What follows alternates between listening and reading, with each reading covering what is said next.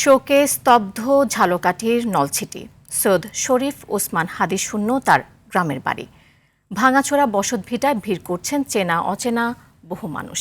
শেষবারের মতো এক নজর দেখার অপেক্ষায় এখন পুরো এলাকা।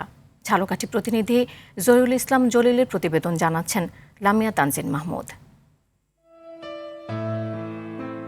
টিন শেডের এক ঘরেই জন্ম নিয়েছিলেন সৈয়দ শরীফ ওসমান হাদি। নিম্ন মধ্যবিত্ত পরিবারের সন্তান হাদির বেড়ে ওঠা এখানেই। তবে ঘরে হাদি যেন এখন কেবলই ছবি, কিছু স্মৃতি আর নিঃশেষ হওয়ার শূন্যতা। ঘাতকের গুলিতে থেমে গেছে এক প্রতিবাদী কণ্ঠ।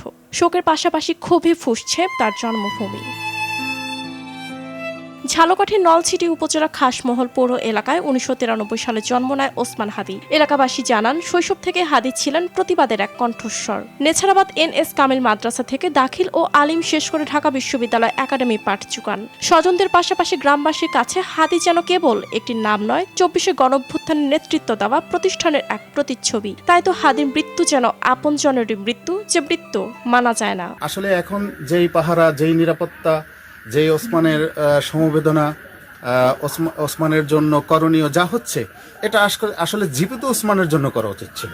সকাল থেকে হাদির ঘরের সামনে মানুষের ঢল। পরিবারের পাশে দাঁড়াতে এসে ভাষা হারিয়ে ফেলছেন অনেকে। কেউ আওড়াচ্ছেন স্মৃতি, কারো মুখে হাদি হত্যার বিচারের দাবি। তিনি আবৃত্তি, কবিতা, একই সঙ্গে লেখালেখি এবং বক্তৃতায় তার অবস্থান সবসময় জাতীয় পর্যায়ে শ্রেষ্ঠ ছিল। দাফনের ব্যাপারে এখন পর্যন্ত সিদ্ধান্ত হয়নি, কারণ আপনারা ইতিমধ্যেই জেনেছেন যে মানিক মিয়া এভিনিউতে আগামীকালকে দুইটা অর্থাৎ জোহরের পরে একটা জানাজা হওয়ার কথা রয়েছে। ওটা হওয়ার পরে আমরা বলতে পারবো আসলে, বা তার আগেও যদি সিদ্ধান্ত হয় আমরা আপনাদেরকে জানিয়ে দেবো।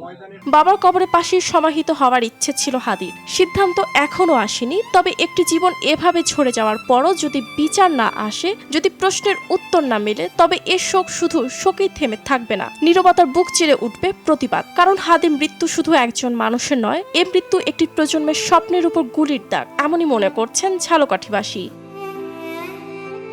লামিয়া তানজিন মাহমুদ, RTV।